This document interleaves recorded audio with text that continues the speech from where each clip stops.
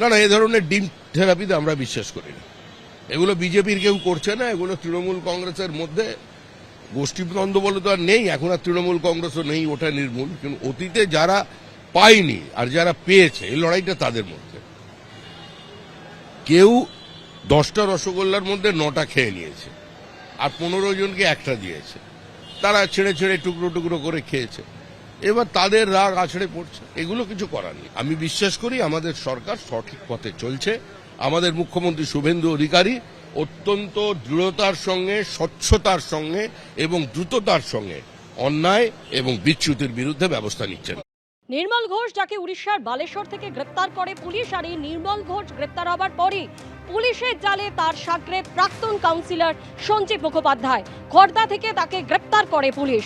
রাতেই সঞ্জীব মুখোপাধ্যায়কে নিয়ে আসা হয় খড়দা থানায়।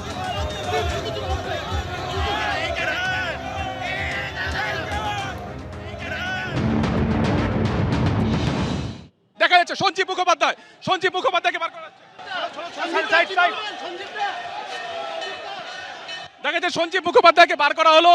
ডিম ছোড়া হচ্ছে সঞ্জীব মুখোপাধ্যায়কে উদ্দেশ্য করে। দেখা যাচ্ছে ডিম ছোড়া হচ্ছে। তাকে আমরা প্রশ্ন করেছিলাম, কোনো প্রশ্নের উত্তর তিনি কিন্তু দিলেন না। অন্য দুজন অভিযুক্তর সাথে কিন্তু সঞ্জীব মুখার্জিকে বার করা হলো। বাইরে যে পরিমাণ মব জমে আছে, সেই মব যাতে কোনো অপ্রীতিকর ঘটনা না ঘটায়, সেটাতে কিন্তু তদন্তকারীরা চাইছেন বা পুলিশ চাইছে যে সেটাকে সুনিশ্চিত করতে, যাতে কোনো রকম বিক্ষোভ না দেখানো। এবং সেই কারণে একটা স্ট্র্যাটেজি আমরা কি দেখলাম, যে অন্য 3 জন অভিযুক্তর সাথে তৃতীয় অভিযুক্ত হিসেবে আচমকাই বার করা হলো সঞ্জীব মুখোপাধ্যায়কে। এবং সঞ্জীব মুখোপাধ্যায়কে যখন প্রিজন ভ্যানে তোলা হচ্ছিল, তখন তাকে উদ্দেশ্য করে কিন্তু ডিম ছোড়া হলো, তাকে উদ্দেশ্য করে কিন্তু স্লোগান হলো।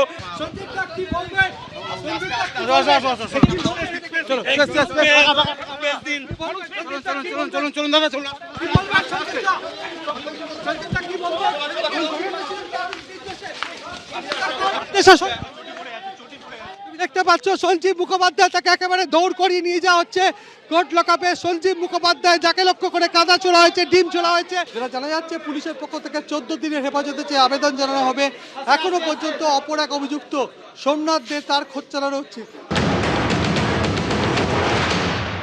না না, এই ধরনের ডিম থেরাপিতে আমরা বিশ্বাস করি না। এগুলো বিজেপির কেউ করছে না, এগুলো তৃণমূল কংগ্রেসের মধ্যে গোষ্ঠীদ্বন্দ্ব বলে তো আর নেই। এখন আর তৃণমূল কংগ্রেসও নেই, ওটা নির্মূল। কিন্তু অতীতে যারা পায়নি আর যারা পেয়েছে, এই লড়াইটা তাদের মধ্যে।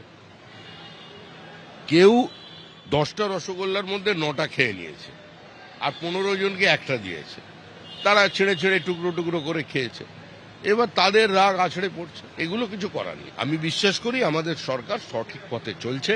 আমাদের মুখ্যমন্ত্রী শুভেন্দু অধিকারী অত্যন্ত দৃঢ়তার সঙ্গে, স্বচ্ছতার সঙ্গে এবং দ্রুততার সঙ্গে অন্যায় এবং বিচ্যুতির বিরুদ্ধে ব্যবস্থা নিচ্ছেন। নির্মল ঘোষের গ্রেফতারি নিয়ে আমি কোনো মন্তব্য করব না। Law will take its own course. Nirmal Ghosh বা কেউ ধরা পড়েছেন, তারা এবং তাদের আইনজীবীরা যা বলার বলবেন। কোনো অবস্থাতে আমি এখানে কোনো মন্তব্য করব না। কিন্তু যে পদ্ধতিতে এই ডিম এবং পুলিশ কাস্টডিতে থাকা অ্যাকিউজদের উপর অর্গানাইজড আক্রমণ চলছে, এটা হতে পারে না। পুলিশ এটা কি করে অ্যালাউ করছে? যাকে অ্যারেস্ট করা হয়েছে তিনি কিন্তু এখনো প্রমাণিত কোনো দোষী নন, যে ব্যক্তি হতে পারে। তাকে পুলিশ কাস্টডিতে আছে। পুলিশ তো পোজ দিয়ে ছবি ডিম মারার ব্যবস্থা করে দিচ্ছে, সামনেটা সরিয়ে দিচ্ছে। ওই মানে সরকারি প্রেমিসেসের মধ্যে লোক ঢুকে দাঁড়িয়ে ডিম মারছে, পুলিশের গায়েও ডিম লাগছে। এটা কোন কালচার হচ্ছে? এবিপি আনন্দ, এগিয়ে থাকে, এগিয়ে রাখে।